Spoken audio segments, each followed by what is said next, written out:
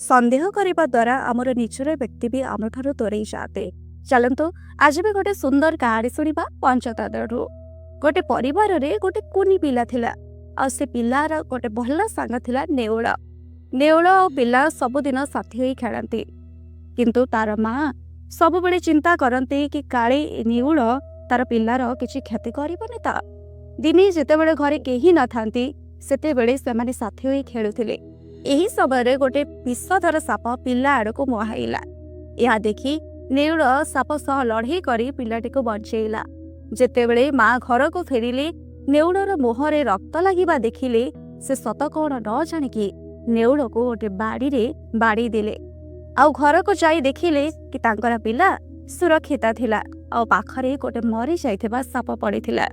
ଏହା ଦେଖି ସେ ସତ କଣ ବୁଝିପାରିଲେ, କିନ୍ତୁ ସେ ପର୍ଯ୍ୟନ୍ତ ନେଉଳ ତ ମରିଯାଇଥିଲା। ତ କାହାଣୀରୁ କଣ ଶିଖିଲେ କି କ୍ରୋଧ ଆଉ ସନ୍ଦେହରେ ନିଆଯାଇଥିବା ନିର୍ଣ୍ଣୟକୁ ପରେ ଆମକୁ ପଶ୍ଚାତାପ କରିବାକୁ ପଡ଼ିଥାଏ। ବୁଝିହେଲା?